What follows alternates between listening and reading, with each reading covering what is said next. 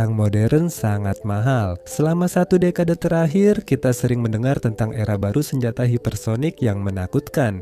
Rudal-rudal ini terbang dengan kecepatan lebih dari 5 kali kecepatan suara, kadang-kadang jauh lebih cepat. Seperti yang akan Anda lihat, mereka melintas di lapisan atas atmosfer.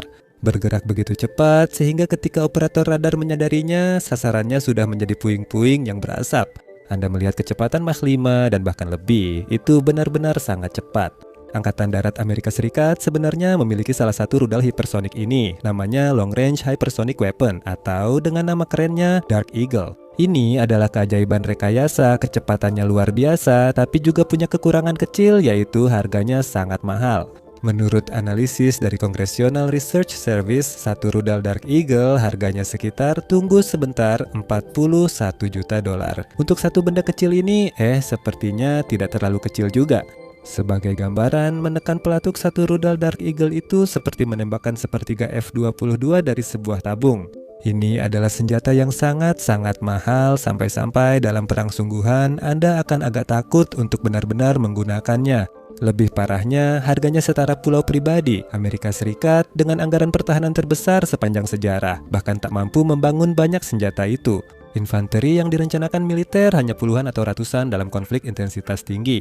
Anda akan kehabisan amunisi sebelum waktu makan siang. Tapi bagaimana jika Anda bisa menukar sedikit jangkauan itu dengan jumlah yang jauh lebih banyak? Bagaimana jika budaya rekayasa yang membuat roket bisa digunakan kembali diterapkan untuk meledakkan sesuatu? Untuk roket, kami tetap mengawasi Anda. SpaceX masuk, lalu Castillon berdiri, didanai 3 mantan insinyur SpaceX yang melihat label harga yang membengkak dari kontrak pertahanan dan berkata, kami bisa melakukannya dengan lebih murah. Jelas, mereka sedang membangun sebuah senjata dengan nama yang terdengar kurang seperti perangkat keras militer dan lebih seperti nama penjahat. Dalam film bajak laut yang sangat umum, mungkin dibintangi oleh Johnny Depp, itu disebut Blackbeard. Aku berhenti. Blackbeard pada dasarnya adalah hipersonik untuk semua orang. Ini adalah senjata serang Mach 5 Plus yang dirancang untuk ditembakkan dari truk Mars tinggi standar yang sering Anda lihat di berita hampir setiap hari. Namun, yang utama di sini bukan kecepatannya, melainkan harganya. Castillon mengklaim bahwa mereka bisa membuat ini dengan harga ratusan ribu dolar, bukan Anda tahu puluhan juta.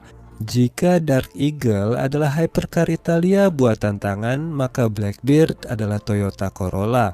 Ini bukan sesuatu yang glamour, bukan yang tercepat di jalan, tapi ini berfungsi, harganya murah, dan Anda bisa membeli cukup banyak untuk memenuhi satu tempat parkir. Maksud saya, bukan Anda, tapi militer Amerika Serikat. Ini adalah perlombaan senjata baru. Ini bukan perlombaan untuk kecepatan tertinggi atau jangkauan terjauh. Ini adalah perlombaan untuk jumlah massal yang terjangkau. Ini kisah tentang pabrik 1000 hektar di gurun New Mexico milik startup bertema bajak laut. Dan upaya putus asa militer Amerika Serikat untuk memecahkan masalah sederhana. Bagaimana cara memenangkan perang ketika musuh Anda memiliki lebih banyak target daripada Anda? Rudal, perlombaan senjata hipersonik, dan masalah biaya.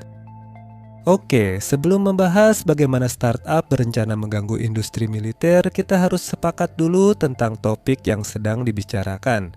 Hipersonik adalah kata kunci yang sering muncul di berita. Istilah ini terdengar menakutkan, padahal definisinya cukup sederhana. Secara teknis, hipersonik berarti bergerak lebih cepat dari Mach 5 atau 5 kali kecepatan suara di permukaan laut. Anda melihat kecepatan lebih dari 3.800 mil per jam atau 6.000 km per jam. Untuk memberi gambaran, jika Anda bepergian dengan kecepatan Mach 5, Anda bisa sampai dari London ke Paris dalam sedikit lebih dari 3 menit. Tapi begini, rudal balistik seperti yang sudah kita miliki sejak roket V2 Perang Dunia II sudah melaju sangat cepat. Intercontinental Ballistic Missile yang kembali ke atmosfer secara teknis sudah hipersonik. Jadi kenapa semua orang tiba-tiba panik? Perang Dunia Kedua sudah terjadi sangat lama sekali. Nah, perbedaannya ada pada kemampuan manuver. Rudal balistik terbang seperti bola baseball yang dilempar pemain luar. Ini referensi olahraga Amerika yang saya kurang paham, tapi silakan untuk orang Amerika. Rudal itu naik dalam lintasan melengkung yang mudah diprediksi, lalu turun lagi. Dengan radar dan komputer lawas atau ponsel lama, Anda bisa melacaknya.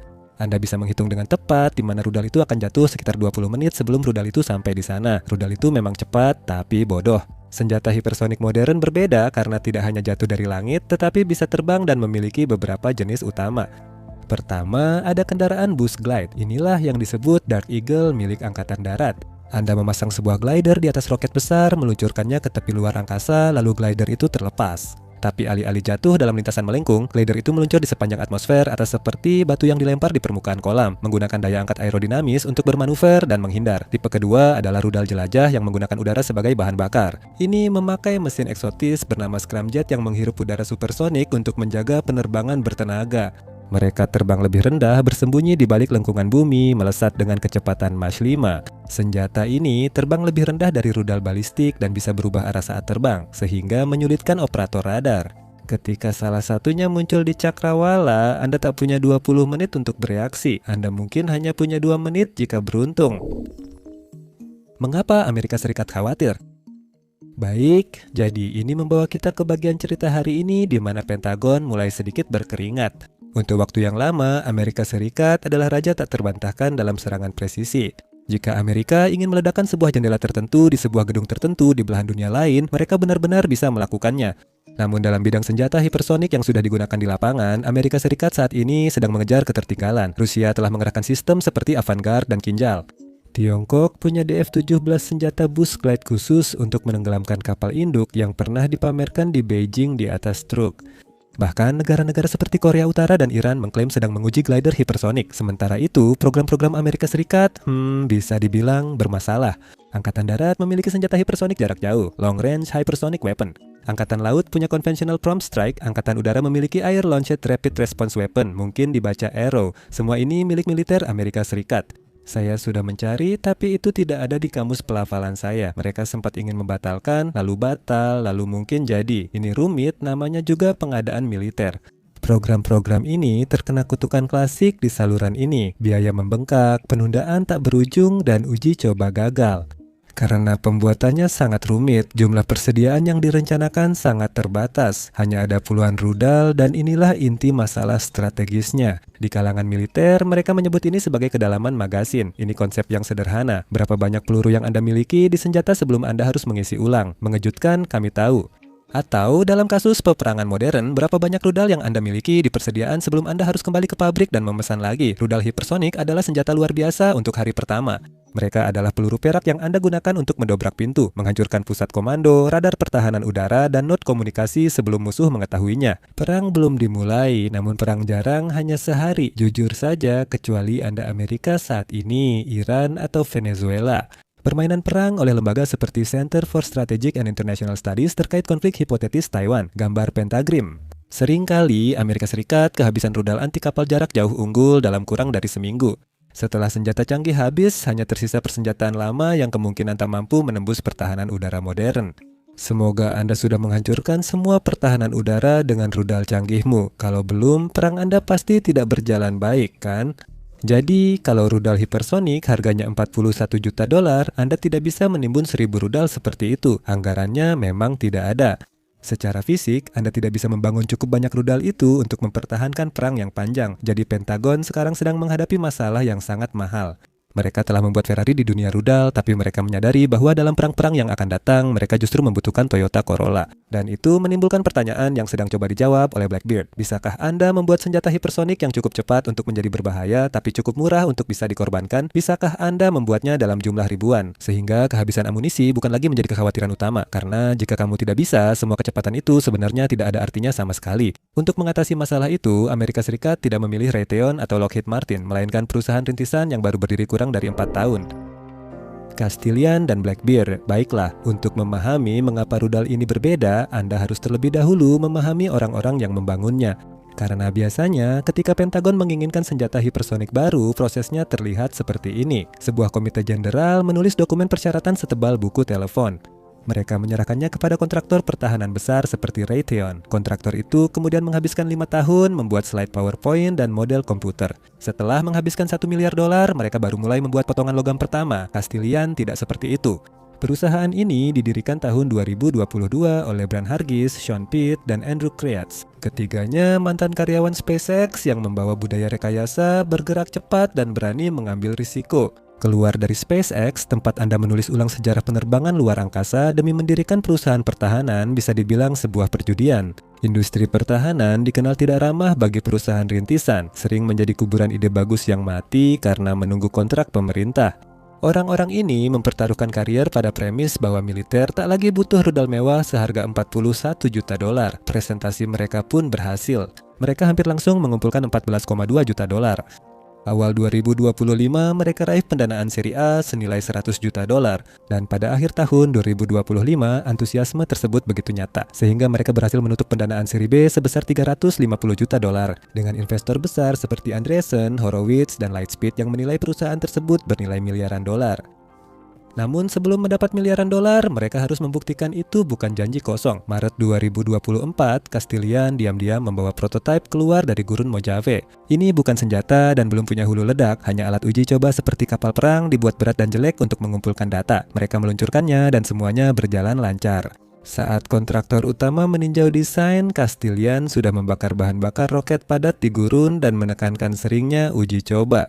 Sejak pertengahan 2023, mereka telah menguji puluhan komponen dengan filosofi yang sama seperti awal SpaceX Falcon 1. Bangun, terbangkan, hancurkan, pelajari penyebab ledakan, lalu bangun lagi minggu depan. Itulah sebutan mereka. Dengan siklus pembelajaran lebih cepat dari lawan, saya menyebutnya bergerak cepat dan merusak sesuatu. Jelas, seseorang di Pentagon memperhatikan ini. Dalam permintaan anggaran tahun fiskal 2026 Angkatan Darat yang biasanya berupa PDF membosankan, muncul nama baru tersembunyi di dalamnya. AX-3 merupakan bagian anggaran untuk Blackbird Ground Launch. Angkatan Darat meminta 25 juta dolar pada tahun fiskal 26 khusus untuk prototipe cepat Blackbird. Profil misi yang dijelaskan dalam dokumen-dokumen itu sangat menarik. Angkatan Darat secara eksplisit menyatakan bahwa Blackbird bukan pengganti Dark Eagle. Jangkauannya tidak sejauh itu, kecepatannya tidak secepat itu, dan tidak mencoba menyerang Moskow dari Washington. Sebaliknya, tujuannya adalah untuk memberikan sekitar 80% kemampuan dari rudal presisi canggih Prism tetapi dengan biaya yang jauh lebih murah. Dokumen itu menjelaskan senjata untuk menyerang target bergerak yang sensitif waktu dan diperkuat. Intinya, mereka ingin senjata yang mampu menghancurkan peluncur rudal bergerak atau truk radar. Harganya cukup murah sehingga Anda tak merasa bersalah menekan tombol merah itu. Pada Oktober 2025, rahasianya terbongkar. Castilian mengumumkan kontrak integrasi dengan Angkatan Darat dan Laut Amerika Serikat menandai momen penting bagi perusahaan rintisan pertahanan. Itu berarti Anda tidak hanya bermain-main di gurun lagi, meledakkan sesuatu. Pemerintah membayar Anda untuk memasang rudal Anda ke truk dan kapal mereka yang sebenarnya, dan rencananya di sini sangat agresif. Integrasi. Pengujian dijadwalkan pada tahun 2026 dan jika semuanya berjalan lancar, Angkatan Darat ingin mulai menggunakan alat ini pada tahun 2027 atau 2028. Namun, ada sedikit kendala di sini. Angkatan Darat pernah kecewa dengan janji hipersonik sebelumnya, sehingga kontrak baru dibuat dengan aturan keluar yang ketat. Angkatan Darat juga menyatakan mereka menyukai tim rudal bajak laut. Tapi kalau kalian melewatkan tenggat waktu atau harganya naik, kalian akan dihukum. Aku berhenti mungkin. Tampaknya Pentagon akhirnya sadar bahwa masalah tidak bisa diselesaikan hanya dengan mengucurkan uang tanpa batas. Hasil nyata tetap harus diperoleh. Bagaimana kemungkinan cara kerja Blackbird? Membangun rudal keren di laboratorium adalah satu hal, membawanya ke medan perang adalah hal lain. Biasanya ketika tentara membeli jenis senjata baru, mereka harus membeli seluruh armada truk baru untuk membawanya. Itu berarti melatih ribuan tentara tentang cara mengemudikan truk baru, cara memperbaiki truk baru, mungkin juga agar tidak menabrakkan truk baru. Mimpi buruk logistik. Castilian memilih mengabaikan masalah itu dan membuat sesuatu yang cocok dengan sistem yang ada. M142 HIMARS menjadi bintang artileri modern. Ini bekerja dengan memuat pot kotak standar yang dimasukkan ke belakang. Tergantung pada misinya, pot tersebut dapat memuat 6 roket GM LRS atau 1 rudal ATACMS berukuran besar atau 2 rudal serang presisi baru. Blackbird dirancang agar muat di dalam versi modifikasi dari pot yang persis sama ini, yang dikenal sebagai MFOM atau keluarga amunisi MLRS, dan ini benar-benar sangat cerdas. Artinya, kru HIMARS dimanapun bisa singgah ke depot supply dan menukar roket standar dengan pot misil hipersonik. Dan dalam sekejap, mereka siap berangkat dengan mudah. Tetapi Angkatan Darat tidak hanya melihat truk-truk saat ini, mereka juga melihat robot-robot masa depan. Dalam dokumen anggaran tentang Blackbird, Angkatan Darat menyebutnya sebagai amunisi utama untuk peluncur multidomain otonom umum atau CAMEL. CAMEL memang seperti namanya, yaitu truk peluncur robotik. Berdasarkan sasis berat M1075 yang bisa berjalan sendiri, konsepnya sangat efisien. Truk ini opsional memakai kru. Bergerak ke posisi depan berbahaya, terima perintah penembakan via satelit, luncurkan rudal hipersonik, lalu kabur sebelum musuh membalas jika truk hancur. Maksud saya, Anda hanya kehilangan sedikit baja, tidak ada korban jiwa, jadi tidak terlalu buruk. Menggabungkan rudal hipersonik murah dengan peluncur robotik menciptakan bentuk peperangan baru. Anda hanya mempertaruhkan robot dan rudal murah, bukan pembom siluman 100 juta dolar dan 2 pilot. Angkatan darat fokus pada peluncur darat, sedangkan angkatan laut dan udara ke laut. Pada akhir 2025, Castilian mengumumkan kontrak integrasi dengan angkatan laut. Detail di sini lebih samar. Siaran pers memakai istilah seperti platform operasional tanpa menyebut kapal atau pesawat mana. Namun, laporan dari zona perang dan pertahanan tektonik menyebut angkatan laut mempertimbangkan varian yang diluncurkan dari udara. Dan itu masuk akal jika Anda bisa menjatuhkan rudal Mach 5 dari bawah sayap Super Hornet atau F-35. Anda secara efektif memperluas jangkauan kelompok kapal induk Anda hingga ratusan mil tanpa membahayakan kapal.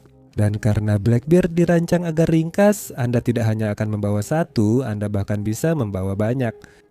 Jadi, kapan semua ini benar-benar terjadi? Lalu, jadwalnya ternyata cukup cepat. Menurut jadwal milik Angkatan Darat sendiri, fase pertama sedang berlangsung sekarang. Kita akan melihat penerbangan prototipe bukti konsep sekitar tahun ini atau 2026. Itu termasuk peluncuran kendaraan uji bersirip tetap dari pod yang sudah dimodifikasi untuk membuktikan tidak macet di tabung. Itu bagian dari prosesnya, kurasa. Jika berhasil, fase 2 dimulai sekitar 2027, yaitu penembakan langsung rudal hampir siap produksi dari peluncur HIMARS ke target sesungguhnya. Jika berhasil dan Angkatan Darat tidak memilih opsi sebelumnya, pengiriman operasional awal bisa dilakukan paling cepat tahun 2028. Untuk memberikan gambaran, sebagian besar program pertahanan membutuhkan waktu 1 dekade hanya untuk memutuskan warna apa yang akan digunakan untuk mengecat prototipenya. Blackbeard berusaha untuk berkembang dari perusahaan rintisan dengan presentasi PowerPoint menjadi senjata yang sudah digunakan di lapangan dalam waktu sekitar 6 tahun. Jika berhasil, Angkatan Darat Amerika Serikat dapat menembakkan rudal hipersonik bernama bajak laut sebelum dekade ini berakhir. Namun, untuk melakukannya, mereka harus membangun ribuan unit dan membutuhkan pabrik. Biasanya, pembuatan rudal hipersonik memerlukan bertahun-tahun uji terowongan angin, simulasi komputer terus-menerus, dan diskusi panjang soal aerodinamika satu sirip. Anda melakukan segalanya agar saat menekan tombol pertama kali, semuanya berjalan lancar. Pendekatan Castilian berbeda. Filosofi mereka, jika Anda tak pernah meledakkan sesuatu, berarti Anda belum belajar cukup cepat. Umpan media sosial dan laporan dari zona perang telah melacak kampanye peluncuran tanpa henti dari Mojave Air and Spaceport di California dan Spaceport Amerika di New Mexico. Kita tidak membicarakan satu uji coba besar tiap 6 bulan. Chief Executive Officer Brian Hargis menyebut siklus uji coba cepat dengan beberapa penerbangan pengembangan dalam 30 hari. Ini model desain iteratif yang dipakai SpaceX untuk menaklukkan pasar peluncuran, bukan membeli komponen burpik mahal dari rantai pasokan panjang. Castilian mengintegrasikan semua yang mereka buat sendiri secara vertikal, mulai dari motor roket padat, perangkat lunak misi, hingga membangun pencari sendiri. Kedengarannya efisien, tapi di balik layar tetap sangat sulit secara logistik. Setiap pengujian membutuhkan sejumlah besar insinyur, petugas keselamatan area, dan spesialis telemetri. Tapi hasilnya, sementara para pesaing mereka masih menunggu suku cadang, Castilian sudah melihat data dari kecelakaan terakhir, tapi pengujian tetaplah pengujian. Tujuan utamanya di sini adalah produksi massal. Pada akhir tahun 2025 muncul berita tentang sesuatu yang disebut Proyek Ranger. Castilian mendapatkan lahan seluas 1000 hektar di Rio Rancho, New Mexico. Sebagai gambaran, luasnya setara sekitar 750 lapangan sepak bola. Ini adalah kampus yang sepenuhnya didedikasikan untuk produksi motor roket padat dan perakitan rudal Blackbeard. Skala ambisinya di sini benar-benar luar biasa. Hargis mengaku dalam wawancara telah memesan lebih dari 20 bangunan baja sebelum izin lahan didapat. Ini didanai dari pendanaan seri B sebesar 350 juta dolar, memberi mereka uang untuk membeli mesin berat yang dibutuhkan. Dan ini membawa kita ke angka yang paling penting. Di seluruh video ini, kita sudah menetapkan bahwa rudal Dark Eagle milik tentara saat ini berharga sekitar 41 juta dolar per peluncuran. Castilian mengklaim Blackbeard akan berharga ratusan ribu dolar per unit. Mari kita bersikap konservatif dan katakan harganya 400 ribu dolar. Itu adalah perbedaan harga sebesar 100 banding 1. Dengan harga satu Dark Eagle yang mungkin bisa ditembak jatuh atau meleset atau bahkan gagal, secara teori Anda bisa membeli 100 Blackbeard saat ini. Jika musuh mengirim drone murah dan Anda menjatuhkannya dengan rudal Patriot 2 juta dolar, Anda kalah perang ekonomi. Tapi jika Anda bisa menembakkan rudal hipersonik seharga 400 ribu dolar untuk menghancurkan sistem radar senilai 20 juta dolar, ya Anda menang, bukan? Ini kutipan terkenal yang sering dikaitkan dengan Stalin. Kuantitas punya kualitas tersendiri, meski mungkin ia membahas manusia. Selama 30 tahun terakhir, Barat bertaruh pada kualitas. Kita membangun sejumlah kecil mesin yang sangat tak terkalahkan. Blackbeard adalah taruhan pada kuantitas. Ini adalah taruhan bahwa dalam perang berikutnya memiliki rudal terbaik tidak akan sepenting memiliki rudal terbanyak. Doktrin, bahaya, dan apa yang diubah oleh Blackbeard. Jika Blackbeard berhasil, ini akan mengubah anggaran dan cara tentara bertempur. Selama dekade terakhir, senjata hipersonik dianggap seperti peluru perak. Artefak langka dan ajaib ini disimpan di brankas dan hanya dipakai saat hari terburuk perang. Anda hanya akan menembakkan satu jika perlu menghancurkan markas utama musuh atau salah satu kapal induk mereka. Anda tentu tidak akan membuang-buangnya hanya untuk sebuah truk atau sesuatu yang sepele. Jika Blackbeard menepati janji produksi massal terjangkau, banyak hal akan berubah. Satu baterai Mars canggih bisa muncul. Menembakkan rudal hipersonik ke konvoi tank atau pertahanan udara, lalu pergi sebelum rudal mengenai target. Komandan tak perlu izin presiden untuk menembak, karena mereka tidak menghabiskan 100 juta dolar hanya mengeluarkan biaya setara beberapa rudal jelajah. Ini menciptakan konsep yang disebut Pentagon sebagai serangan berlapis. Untuk memahami di mana posisi Blackbeard, Anda harus melihat seluruh keluarga rudal Angkatan Darat Amerika Serikat, dan ini adalah sistem 3 tingkat. Di tingkat atas ada senjata hipersonik jarak jauh atau Dark Eagle. Ini adalah seperti palu godam. Senjata ini dilaporkan memiliki jangkauan lebih dari 1725 mil, yaitu 2775 km. Senjata ini terbang dengan kecepatan maksimum 17 Mach atau lebih. Senjata ini dirancang untuk menghancurkan target strategis jauh di dalam wilayah musuh dari jarak yang aman. Di tengahnya terdapat rudal presisi, khususnya varian Increment M4 di masa depan. Senapan runduk ini memakai propulsi canggih, kemungkinan ramjet untuk menyerang target hingga 1000 km atau 620 mil jauhnya. Di bawahnya ada Blackbeard, senjata yang bisa Anda bagikan ke semua orang. Pihak militer secara eksplisit menyatakan bahwa tujuannya adalah untuk memberikan 80% kemampuan dari Prism Increment M4. Jika dihitung, itu menunjukkan jangkauan sekitar 500 mil atau 800 km. Tapi ada sisi gelap dari cerita ini. Saat ini, para ahli pengendalian senjata sangat khawatir dengan komoditisasi kecepatan hipersonik ini. Masalahnya adalah ambiguitas saat operator radar melihat rudal melaju ke arah mereka dengan kecepatan Mach 5 atau 17. Selain itu, soal Dark Eagle, mereka hanya punya beberapa detik untuk bereaksi. Mereka tak tahu apakah rudal itu Blackbeard konvensional dengan bahan peledak tinggi atau senjata strategis nuklir. Mereka tidak tahu EGA ratus ribu dolar atau EGA puluh juta. Yang mereka tahu hanya mereka akan segera mati. Membanjiri medan perang dengan rudal hipersonik murah bisa menurunkan ambang perang nuklir. Jika rudal hipersonik ditembakkan sesering peluru artileri, risiko kesalahpahaman katastrofik akan meningkat drastis. Apa yang tampak seperti serangan taktis yang hemat biaya bagi seorang komandan di truk bermassa tinggi mungkin terlihat seperti serangan pemenggalan kepala pertama bagi jenderal di pihak yang menerima serangan. Waktu pengambilan keputusan yang tadinya 20-30 menit dengan rudal balistik kini bisa tinggal 5 menit atau kurang, sehingga waktu untuk diplomasi sangat terbatas. Dan akhirnya kita harus mengajukan pertanyaan paling sinis dari semuanya, apakah ini benar-benar akan berhasil? Kita telah membahas puluhan senjata yang menjanjikan untuk menjadi murah, andal, dan revolusioner, namun akhirnya justru menjadi mahal, rusak, dan dibatalkan. Blackbeard mencoba melakukan semuanya sekaligus. Ini adalah perusahaan rintisan baru yang memakai rantai pasokan baru dan membangun pabrik untuk membuat rudal baru bagi pelanggan yang sangat berubah-ubah. Jalur keluar Angkatan Darat dibuat karena alasan tertentu. Sejarah mencatat banyak program rudal yang terlihat hebat di PowerPoint, tapi gagal saat diuji kenyataan.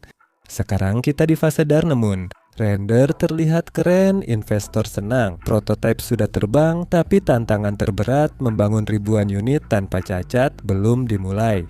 Blackbeard bisa dikenang sebagai senjata yang mendemokratisasi kecepatan hipersonik atau sekadar jadi kisah peringatan lain dari deretan panjang senjata ambisius Pentagon. Itu tidak berhasil. Jadi apa yang kita lihat? Blackbeard adalah 3 eksperimen yang digabungkan. Ini eksperimen teknis untuk menguji apakah mesin hipersonik bisa dimasukkan ke pot roket standar. Ini eksperimen bisnis untuk menguji apakah startup dengan modal Ventura lebih inovatif dari raksasa industri pertahanan. Ini adalah eksperimen strategis untuk melihat apakah masa terjangkau bisa memulihkan teroris di dunia di mana penjahat punya lebih banyak kapal dibanding rudal kita. Tahun 2026 sampai 2027 jadi masa penentuan. Kita perlu melihat apakah penerbangan uji coba dari pot bermassa tinggi itu benar-benar terjadi. Dan yang lebih penting, apakah pabrik di New Mexico mulai mengirimkan perangkat keras yang nyata. Jika tentara mulai menerima pengiriman pada tahun 2028 ya, berarti pertaruhannya berhasil, bukan? Namun, apakah itu membuat dunia lebih aman atau lebih cepat dan berbahaya akan segera kita ketahui. Terima kasih sudah menonton.